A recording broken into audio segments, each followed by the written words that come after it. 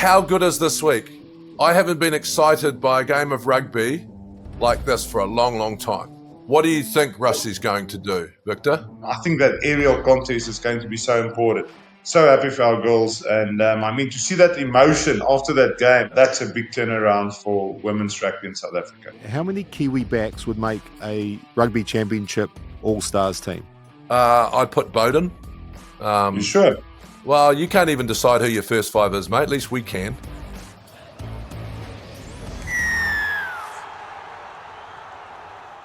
Right, welcome to Rivals. And when you're talking about rivalry, that's what this weekend's all about. The All Blacks versus South Africa at Eden Park, the fortress. So look at them. Look how excited they are. Go, boys. Go to Boks. I knew that was going to come out earlier. Like, it doesn't, honestly, look at that, mate. Did you hand make that? Is it saying world champions? What's it saying? Yeah, it probably says it four times like you do. It says world champions like you do 4 times every show, Victor. I heard the New Zealand fans are very happy to have 4-time world champions there. The only country that's won it. It's a real honour for the first time ever. Your favourites, mate. World champions, for the first time ever. You know? Your favourites. Can you both calm down? I can't calm down. Sorry. Ricardo, how good is this week? I haven't been excited by a game of rugby like this for a long, long time. It's amazing. It's so, there's so much at stake. It doesn't get much bigger than this, honestly. You know, World Cup, yeah, Victor, we were both over there, and, you know, those quarterfinal games were great. The final was great, but this is amazing. This is like history. I'm with Sir John Kirwan on this one. I think the build-up has been for so long. Everyone's been waiting for this. I mean, this is a record the All Blacks are really proud of. And if there's one team that can maybe come do it, I still think the All Blacks are the favourite to defend their record. Then there's this team that's won everything, that's come through so many things to be successful. And again, after that Australian loss, they had to go a bit back, had a look at themselves, and let's hope we'll see the best of the Springbok version. I think the interesting thing for me, Victor, is I don't think both teams are in their best form at the moment, which makes it even more intriguing. You know, you saw the performance against Argentina, and we saw your performance against Australia in the second test. You know, it was like a contrast, wasn't it? Like, we were pretty good in the first test, and then the second test, Argentina got up and beat us. And I don't think either teams are actually on form. So I still think you guys are slight favourites, and I know that you're scared of being favourites because you don't believe the team handles it. But like, for me, it is just like the lineups are exciting. What are we going to do selection-wise? What are you guys going to do selection-wise? You know, like, for me, it's just like one of those weeks where you go, bring it on. Just how quickly can we get to Saturday? Yeah, I think the whole week's going to be great. The build-up, like you say, is New Zealand going to stick with exactly the same side that they played the last 3-4 games? The Springboks has played around to the team. They can make a few adjustments. They even brought a guy like Faf in from the outside all of a sudden. He can bring something different to a test match. I mean, he brings a lot of energy to any test match and to any team. Will they throw him in off the bench maybe to bring something different for us? So, yeah, it's going to be great. But like we say, I think we all love history. And there's so much history between the All Blacks and the Springboks. And the All Blacks are really proud of the record that they've got at Eden Park. And I've said it a few times on the show. I've gone to this venue where we were the favourites, beaten New Zealand 3 times in a row, going into it, having the Bulls and the Stormers playing in Super Rugby final, just thinking everything is going great. And then we walked ourselves into a very motivated New Zealand team. That I actually think that was probably the start of that run for them to win the 2 World Cups back-to-back as well. So, it's going to be massive. I can't wait to see what Rossi's plans are, what's Razor going to do. So, yeah, it's great. And I What do, think the respect that there is for both teams from both countries is just unbelievable as well. what do you think Rusty's going to do, Victor? It's interesting we need to see, we've got 1 or 2 injuries. So, Bongi's not there, he stayed behind. So we'll probably see Malcolm Marks there. At tight end, I wonder if he'll go with Thomas Atoy again, go for a long time, or will he start with Wilco low and then bring on Thomas a bit later? Or we might even have to move Thomas to the loose head as well. Second rows is going to be very interesting. I think Eben will be back in the starting lineup. It will be interesting if he goes for Lode Jager, who's the bigger, more experienced guy, or will he go for Ruan Orkia? I think Ruan Orkia, every time he had opportunity, was just outstanding. He's almost like a Franco Mostert. He's got this big engine on him. He can run for days. He's always there. Very high work rate. And at line-out time, I think he always comes up with a very good plan as well. So that's going to be an interesting selection. Luckily, Peter Steff and Sia's back in, so it will be interesting to see.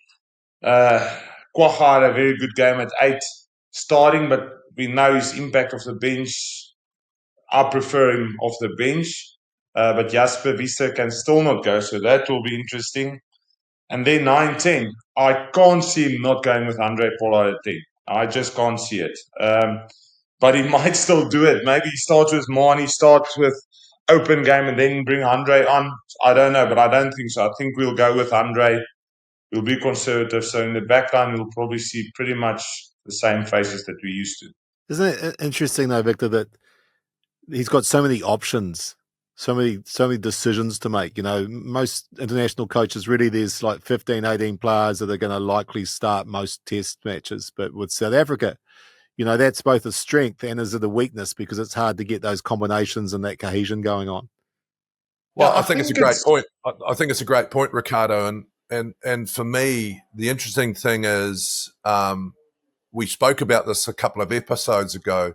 New Zealand doesn't really do the experiments like Rusty's done, right? We stick with our players. But what happens is when you get in a situation like this, when you're coming off the loss to Argentina, it means that the guys haven't played. So, you know, what Victor's talking about is this internal competition, and most of those have played over the series, right? So it's like, well, which one are you going to pick? Whereas I think the dilemma for the All Blacks is, I won't say panic because I don't think it's panic. So do you stick with the same side or do you go, actually, I'm going to put, so here are some of the choices that I think Razor's got to make. Do I put you know, Rico back to centre? Right, put him back to centre. He's our best defending centre. And I think Proctor's going to be amazing, but I think it's South Africa, and I think he's still learning the trade at the next level. You know, and if you're going to do that, what do you do on the wing? Do you actually, you know, bring in someone like Nauriura, or do you give someone like Leroy Carter a go, who's incredibly fast?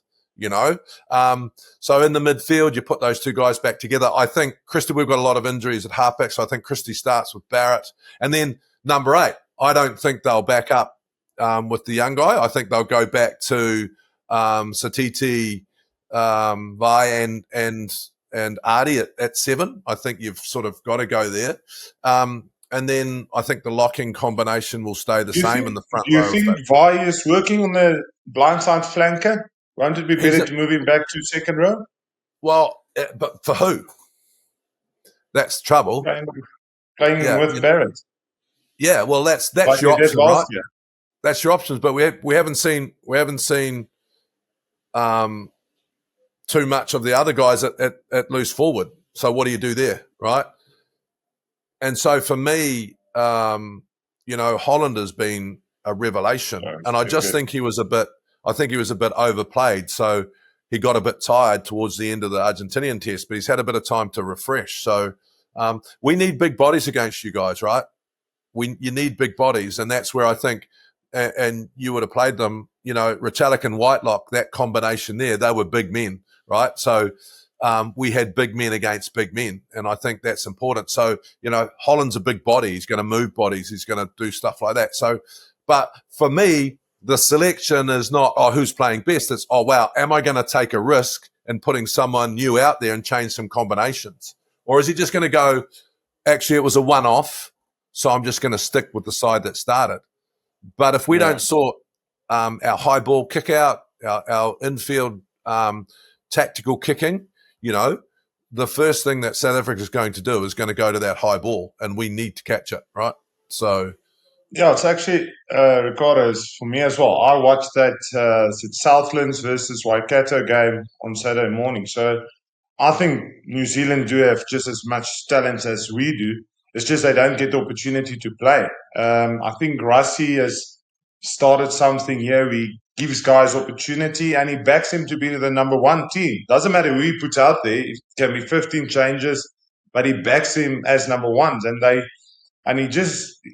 he doesn't rest, let's say, his first 15 players, all of it. He's just mixing and matching and giving everyone opportunities and telling them, listen, if you play, you're the number one Springbok. You're not a stand-in. And I think that gave a lot of guys confidence to play at this level. But yeah, watching that Southland game versus, there's so much. There was a 12 center from Southland that was just killing everyone. And I was thinking, wow, why haven't we seen him play in an All Black jersey yet? Understand? And I mean, that's just about the culture that Razor's got at the moment. We doesn't really give test caps away. Rassie decided, listen, I'm going to give guys opportunity. I'm going to let them be comfortable at this level and let them believe when they play, they're the number one choice. But I think the talent for us and New Zealand is there. It's just we've given a lot more players opportunity at this stage.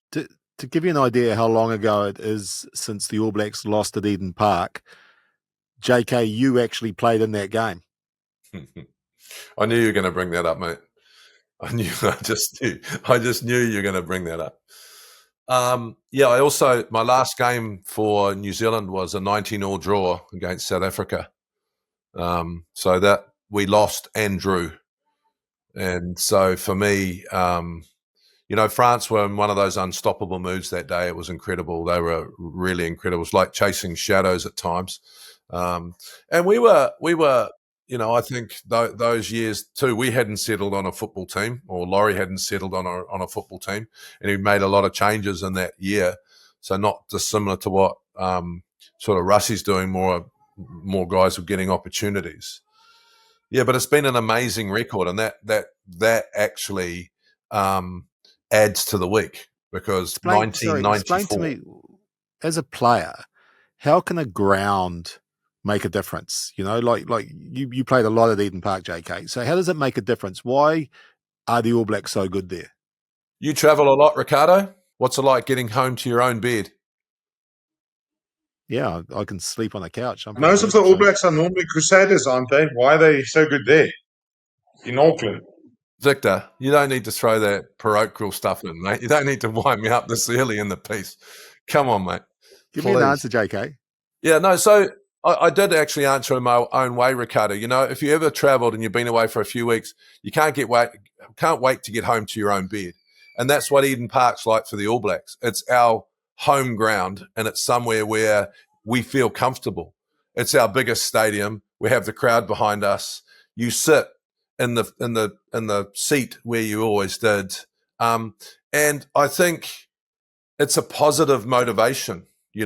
Like when the All Blacks go to Wales, we always stop on the 7th Bridge, don't we, Ricardo? When you remember that, when you were All Black media manager, and we always stop halfway across the bridge and say, "You never lose here," right?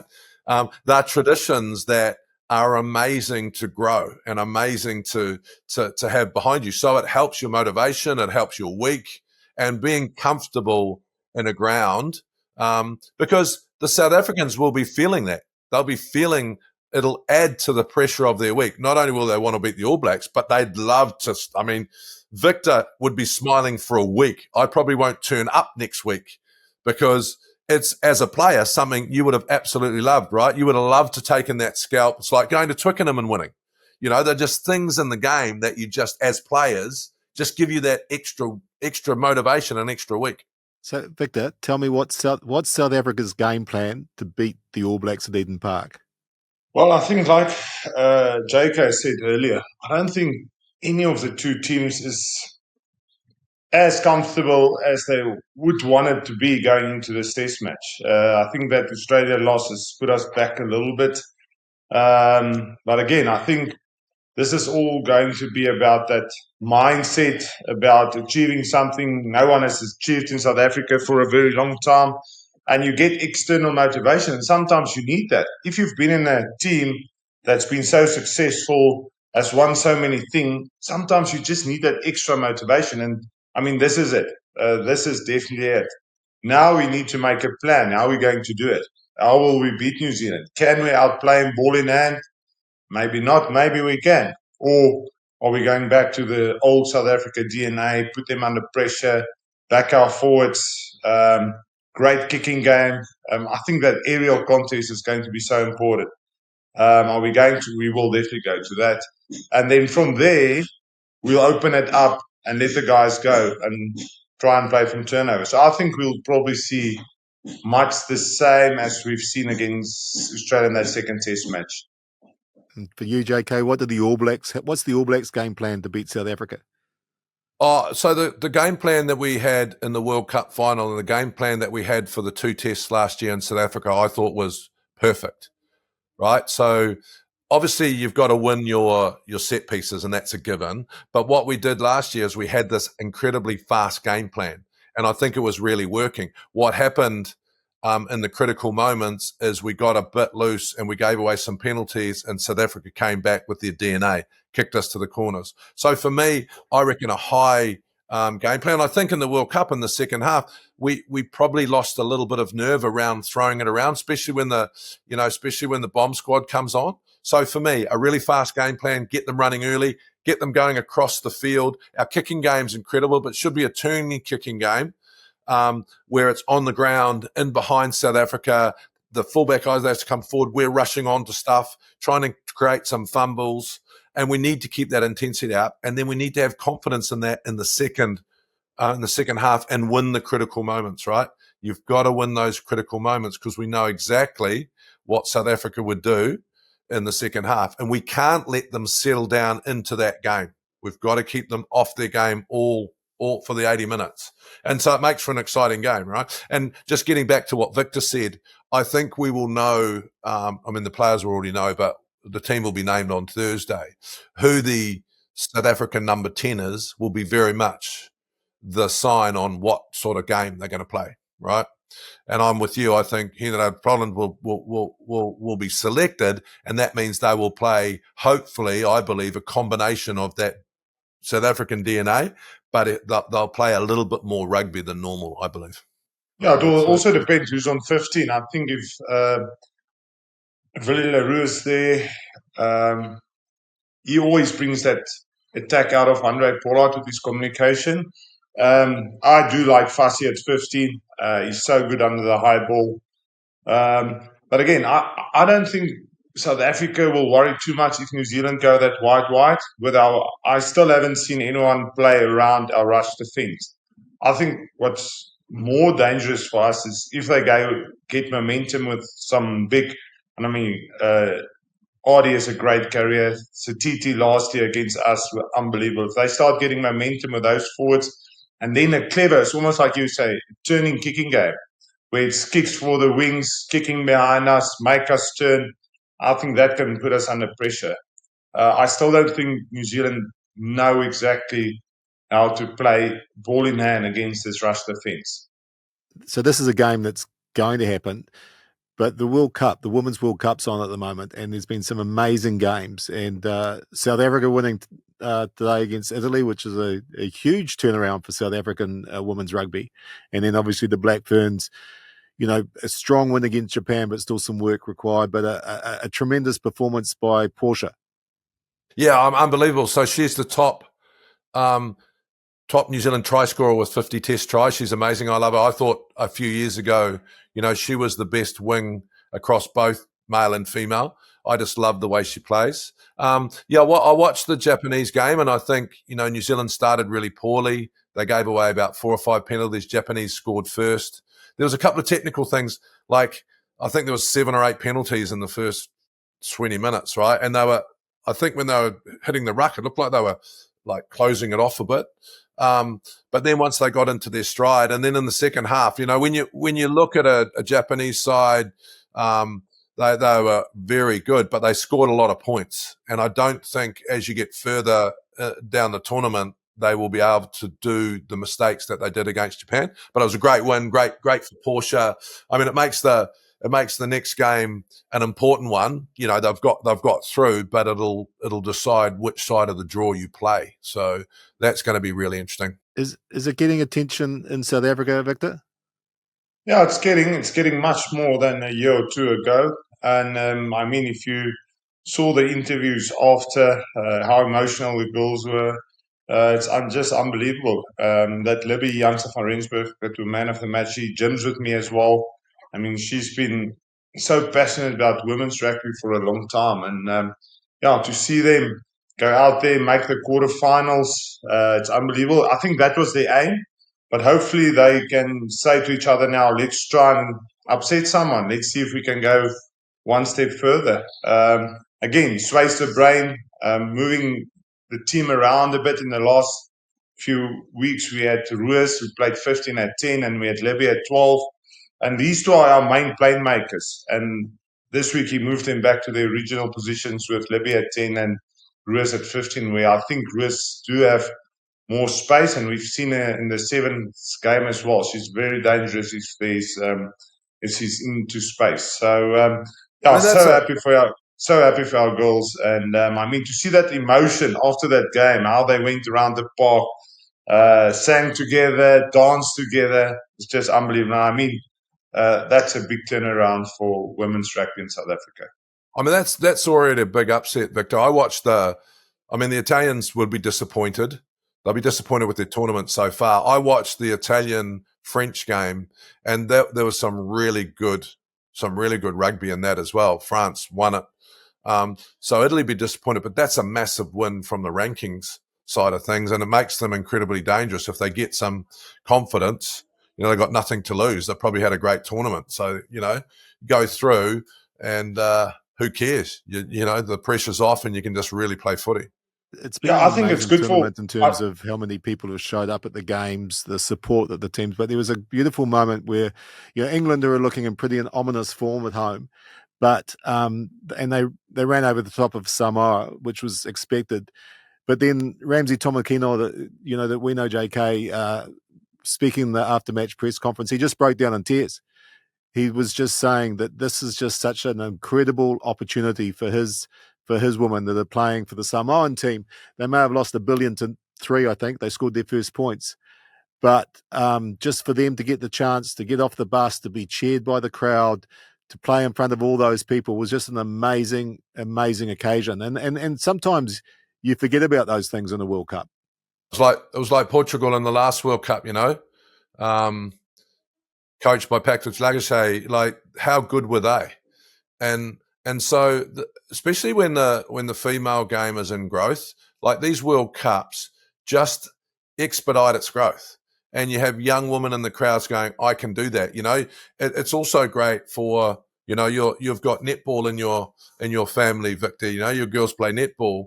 And so when they see a pathway, the cross talent that they can take from netball to rugby. I mean, a lot of the women's sports over here rugby's a real threat because you're on the world stage. You've got a World Cup, and if you're a sprinter or you're a netball player, then you can cross those, skills over. So it's amazing. And the English, I believe, are an incredible squad, right? And they're still hurting from the last World Cup. But the way the English public are actually supporting it is awesome as well. What the most important thing for me is how do we galvanize that? How do we galvanize that enthusiasm and create a new sector for our female game, new sponsors, new way they want to play, new stadium types and stuff like that. So I don't think we should look at the female game like we look at the male game. I think the crowds are amazing. I love seeing dads there with their daughters. So how do we galvanise that once again after this World Cup? Because I don't know if it was as galvanised as it should have been after the New Zealand World Cup. I think we went down a traditional path, whereas I think we need to look at the female game differently from a competition point of view, from a audience point of view, from an entertainment point of view. But the English have shown that, if you get that product right, they'll turn up. I think what's for really us, cool is the humility that New Zealand has shown by not mentioning the fact that we won the last World Cup. We didn't. It's not even something we've discussed in this show. It's not even something we're talking about at the moment. The fact that we won that World Cup, and we haven't even mentioned it. That's how humble we are as a nation. So well done, New Zealand. I've got some questions here. So we've had some just quickly, interesting. Ricardo, just maybe on that, I think this World Cup for us as well, South Africa, is so important. Just because we need women's rugby to grow on ground level, and to see our girls go out there, to see the crowds that's there. All of a sudden, girls were like JK saying, said, "Listen, we can play at this stage. This is an opportunity for us to do something special." So I think this World Cup is going to mean a lot to South African rugby. Women's rugby. Oh, that's the World Cup that New Zealand won last time. Some questions from the audience, from the viewers. So the first question is from someone on Instagram called Nick Dances Tango, and he's wondering whether JK has the receipt for his glasses so he can get his money back. So just, have you got the receipt for those glasses? No? What was that Tango guy's name? What was his first name? Nick Dances Tango.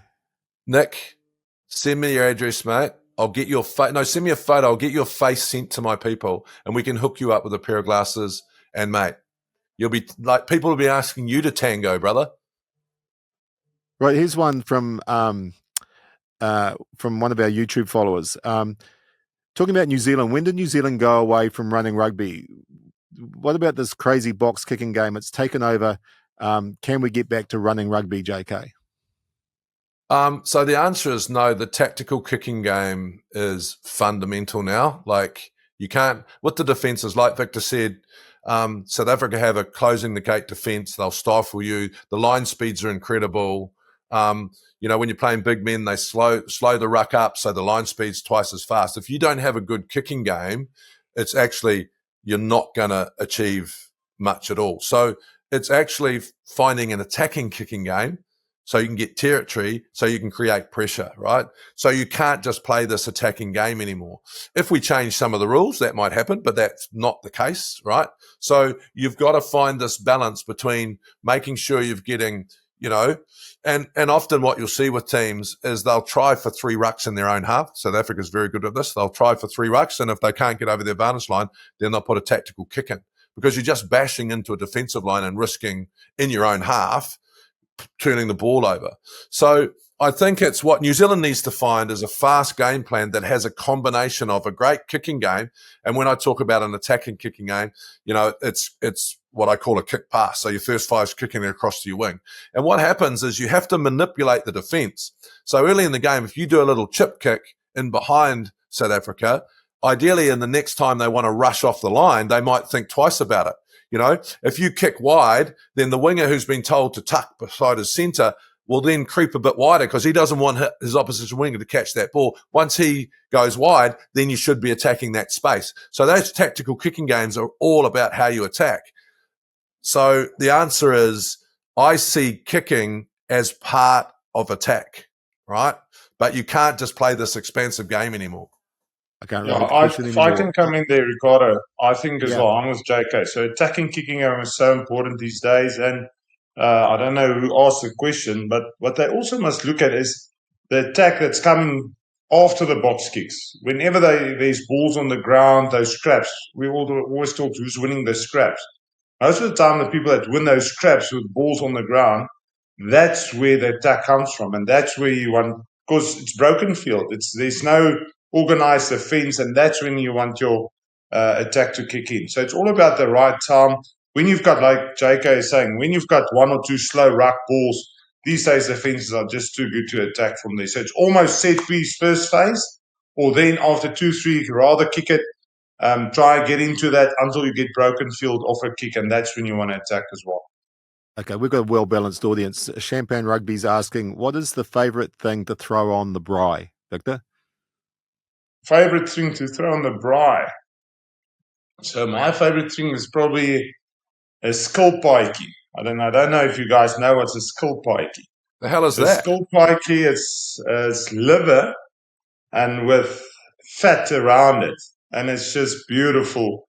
So you can do it mostly as a starter. So you have a little skilpaitjie with a bit of pap, maize, and then after it you can have the chops and the steak and everything coming. But that skilpaitjie, I'll make you some when you come to South Africa, boys.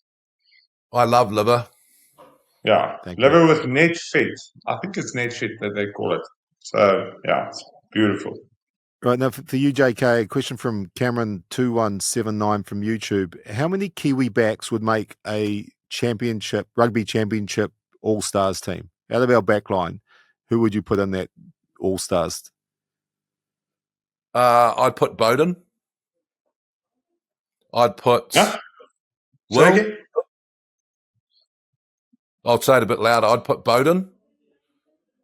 You sure? Well, you can't even decide who your first five is, mate. At least we can. You know, we've got Bowden. Will Jordan, I'd definitely put in. You haven't said, will we see Will Jordan on the wing this weekend? I think that's a great question, Victor. It's a great question. I think that's a possibility. I think that's a real possibility, you know. And I think if you think about the high balls and sorry to divert from your question for the viewer, Ricardo, but, you know, we have to have possibly 3 fullbacks playing because it's going to be a bombardment, right? So Will on the wing, yeah, that's a real possibility, I reckon. What about you, Victor? What South Africans would be in the Rugby Championship best backline? Backline. Grant Williams. Stand behind you. Andre Pollard. Dame Dalende. He's just going to pick the whole backline. I just know, Victor. That's everyone. Yeah, I'll give Will Jordan a go at 15. Brilliant. All right, now here's another question along the same lines. This is why I love South Africans. This is why I love South Africans, eh? Like, I just love that you've mentioned 4 times that you're 4 times World Cup champions. And when you ask a South African for the best side, they're just going to name their team, right? Because if you didn't, also your mates aren't going to invite you to the braai and eat that liver stuff. Yeah, I won't be invited. Victor, the last question goes to you from Kenny Dowell. On a scale of 1 to absolutely not, how often do you actually understand what JK's talking about? Yeah, maybe in the last 6 weeks, maybe once or twice we spoke some things at some stage. After Trevi gave him a little bit of info into the game, so there's some things sometimes. Yeah. Obviously, Trimby's still waiting in the reception and I haven't let him in. After last week. After last week, mate. He's cut. Come on, mate. Bloody hell. Yeah, well, I mean, obviously we're all building up to the game. I think we should have a call after the game between the two of you just to see, because one of you is going to be really happy and one of them is going to be really sad. And so we'll see that. We'll post it up on our channel. It's a hell of a game. It's putting extra pressure on this game. I don't like it. You don't like it? Just for that call. It's extra pressure on the game. It's like putting R1 million or something on the game. That call afterwards is going to be so bad. So R1 million, that's like $20, eh? It's like 20 US or New Zealand dollar. Yeah. So from the moment this game came out on the schedule, everyone's been looking forward to it, and it's finally arrived. So we're looking forward to it. It's going to be a hell of a game, and it's going to be a hell of a phone call afterwards and a hell of a show next week. So looking forward to it. Thanks for your time. This is Rivals. Thanks, Ricardo. And for the people out there, enjoy it. This is a great week.